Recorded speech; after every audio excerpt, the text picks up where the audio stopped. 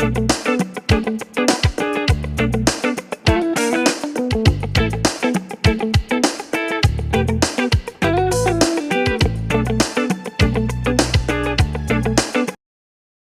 আপনাদের এইদিকে বিক্রি করতে আসে তাহলে অবশ্যই সাবধান থাকবেন, এই বই কিনবেন না। সনাতন ধর্মের পুরো বিরুদ্ধ 3টে বই বিক্রি করা হচ্ছে। এনার লেখক হচ্ছে রামপাল দাস, ইনি সম্ভবত জেলে আছেন এখন, রামপাল দাস মহারাজ বলে এনার লেখক। দেখুন আমি যুক্তি দিচ্ছি, কত নম্বর পাতায় আছে আমি লিখে নিয়ে এসেছি। কি লিখছে একটুখানি বলে শোনাই আপনাদের, তাহলে বুঝতে পারবেন। কেন ভাই এই বই 3টি ক্রয় করতে মানা করছো? নিশ্চয়ই কোনো প্রশ্ন আছে।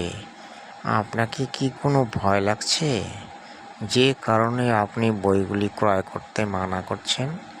ওই বইয়ের ভিতরে কি কোনো ম্যাজিক আছে, নাকি কোনো বিরুদ্ধ কথা আছে, নাকি কোনো আপনাদের যে ব্যবসা খুলেছেন সেই ব্যবসার বিরুদ্ধে কোনো কথা আছে? দেখি কি লেখা আছে, একটু প্রয়োগ করে দেখি, তারপর আবার বিশ্লেষণে আসছি। বাপেরও বাপ আছে, সে কথা আপনারা অনেকেই জানেন, কিন্তু এই বইয়ের ভিতরে যে বাপেরও বাপ আছে সেই জন্য এরা ভয় করে। কারণ এরা যেভাবে মানুষকে ঠকানোর ব্যবসাটা মজবুত করে তুলেছে, মানুষ যদি সত্যটাকে জানতে পারে তাহলে এদের ব্যবসা চলবে না। মানুষ ওই 30,000, 20,000, ওই 10,000 টাকা দিয়ে বায়না করে এদেরকে আর ঘরে নিয়ে এসে কীর্তন শুনবে না। কারণ এই মূর্খদের থেকে মানুষ তখন দূরে সরে যাবে। তাই এই মূর্খদের এত ভয় যে আমরা যদি রামপাল মহারাজের বইগুলি মানুষ পড়ে, আর রামপাল মহারাজের বইগুলি যদি মানুষ একবার দেখে তাহলে তো সত্যটা জেনে যাবে। তাই এরা বইগুলি ক্রয় করতে মানা করে। আগে দেখুন কি বলছে এই মূর্খ। নম্বর পাতায় শ্রীকৃষ্ণকে মিথ্যাবাদী বলা হয়েছে। কি বলছে একটুখানি আপনাদেরকে একটা লাইন পড়ে শোনায়। কারণ আমরা একদিক থেকে সনাতন ধর্ম প্রচার করছি, অন্য দিন থেকে কোনো ব্যক্তি বা কোনো সম্প্রদায় যদি এই ধর্মের বিরুদ্ধ মত প্রচার করতে যায় তাহলে আমাদেরকে তাকে শাস্তি দেওয়াটাও জরুরি। তাই দেখুন এখানে কি বলছে, শ্রীকৃষ্ণকে মিথ্যাবাদী বলা হচ্ছে। তা ভাই, মিথ্যাবাদীকে মিথ্যা বলতে কি দোষ? কারণ যে মিথ্যা কথা বলে তাকে মিথ্যাবাদী তো বলাই যায়। শ্রীকৃষ্ণ যে মিথ্যাবাদী সেটা তো ওই গ্রন্থের মধ্যে প্রমাণ করে দেওয়া আছে, তা তুমি সেটা কেন বলেন না? শ্রীকৃষ্ণকে একেবারে পরমেশ্বর, পরম গড, একেবারে সুপ্রিম গড, একেবারে মুক্তিদাতা এইভাবে ব্যাখ্যা করে সমাজের মধ্যে শ্রীকৃষ্ণকে একেবারে আপনারা মাথায় তুলে রেখেছেন। আরে ভাই, শ্রীকৃষ্ণ হচ্ছে বিষ্ণুর অবতার। যে বিষ্ণুর বারবার জন্ম মৃত্যু হয়, তাহলে সেই বিষ্ণুকে যদি আপনি পরমাত্মা, অবিনশ্বর, একেবারে পূর্ণ ভগবান বলেন, তাহলে মিথ্যাবাদী বলাটা কি ভুল? আসল মিথ্যাবাদী তো আপনারা। কারণ ওই বেদের একটা পৃষ্ঠাও আপনারা কোনো দিন চোখে দেখেন না, আর ঘরে এনে পড়েনও না। বাকি 2-4টি বাজার থেকে চটি বই কিনে এনে কীর্তন আসরে একেবারে জমজমাট মিথ্যা কথা বলা শুরু করে দেন, মানুষকে একেবারে বিভ্রান্ত করে তোলেন। ভাই, আপনাদের এই ব্যবসাগুলি বন্ধ করুন। এই ব্যবসাগুলি করে আপনারা যে পাপ কামাই করেছেন সেই পাপগুলি কোথায় রাখবেন? সেই পাপের কারণে আপনাদেরকে নরকে যেতে হবে। আর যে মানুষগুলি আপনাদের কথা শুনে ওই কর্মগুলি করছে সেও নরকে যাবে। তাই আপনাদের মতো কীর্তনিয়াদের কীর্তন শোনার থেকে ঘরে বসে ভগবানের নাম জপ করলে দোষটা কি? আগে দেখুন আরো এই ব্রহ্মা মূর্খ বিষ্ণু কীর্তন মহেশ্বর, নিয়ে কি আর বলছে। উপরে বসে আছে কবির। মানে কবির থেকে সৃষ্টি হচ্ছে ব্রহ্মা বিষ্ণু মহেশ্বর। যেখানে গীতার একটি শ্লোক আছে যেখানে বলা হচ্ছে আমাদের এই সংসারটা উল্টো বটবৃক্ষের মতো, যার শিকড়টা উপরের দিকে আর পাতাটা নিচের দিকে। কারণ সেই পরম ব্রহ্ম থেকেই এই জগৎ সৃষ্টি হয়েছে, যার পাতাগুলো হচ্ছে বেদ, যে বেদের দ্বারা আমাদের জগৎ রক্ষা হচ্ছে। কিন্তু তার ভুলভাল প্রচার এই বইয়ে করা হচ্ছে। খুব ভালো করে দেখুন। ও ভাই কীর্তনিয়া, এই গ্রন্থে যা কিছু লেখা আছে সবই সত্য। ঋগ্বেদে দেখবেন, যজুর্বেদে দেখবেন, পরিষ্কারভাবে স্পষ্টভাবে লেখা আছে কবির দেব পরমাত্মা, অবিনশ্বর পরমাত্মা।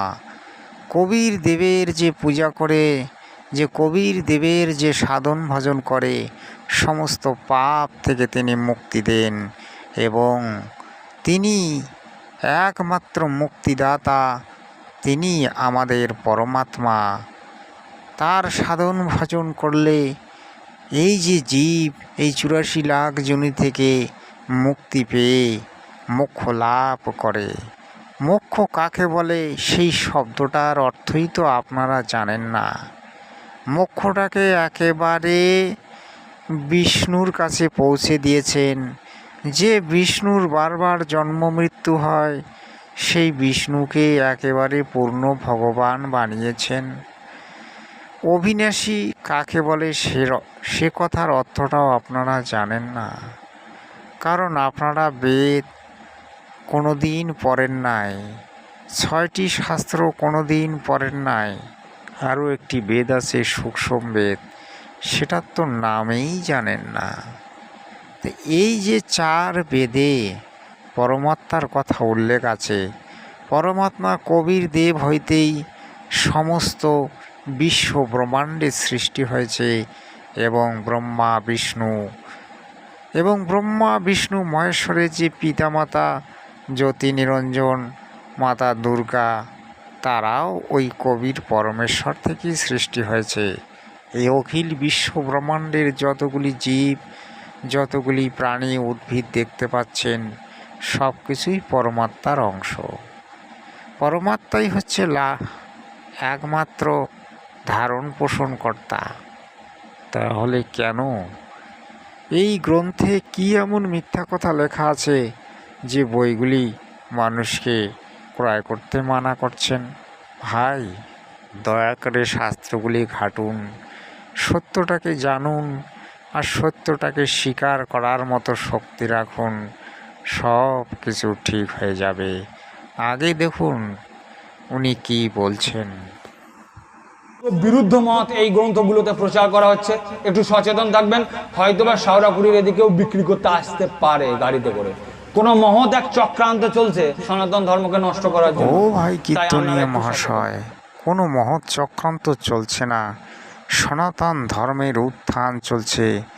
আপনি হয়তো গীতায় শুনেছেন যে যখনই ধর্মের নামে কোনো গ্লানি হয়, যখন এই ধর্মের নামে কুসংস্কার এবং কুরীতি ছড়িয়ে পড়ে, তখন এই ধর্মকে পুনঃস্থাপন করার জন্য ভগবান স্বয়ং আবির্ভূত হন। তাই আজ জগতে ধর্মকে পুনঃস্থাপন করতে জগতে এসেছেন পূর্ণ পরমাত্মার অবতার জগৎগুরু রামপাল মহারাজজি। তিনি সনাতন ধর্মকে পুনরুজ্জীবিত করে বিশ্বের মধ্যে ছড়িয়ে দেবেন এবং সৎ ভক্তি দিয়ে মানুষকে এই কাল লোক থেকে মুক্ত করবেন। তিনি হচ্ছেন একমাত্র মুক্তিদাতা। যাকে মোক্ষ বলা হয় সেই মোক্ষদাতা তিনি। আপনি সত্যটাকে স্বীকার করার মতো ক্ষমতা রাখুন, তাহলে আপনি হয়তো সেই জগৎগুরুর কৃপায় আপনিও তার কাছে সৎ ভক্তি নিয়ে এই কাল লোক থেকে মুক্তি পেতে পারেন, যাকে বলা হয় মোক্ষ। আর আপনি যে এই যে উল্টারূপী বৃক্ষের কথা বলছেন, গীতায় এই উল্টারূপী বৃক্ষের কথা আছে। পুরুষোত্তম যোগে দেখুন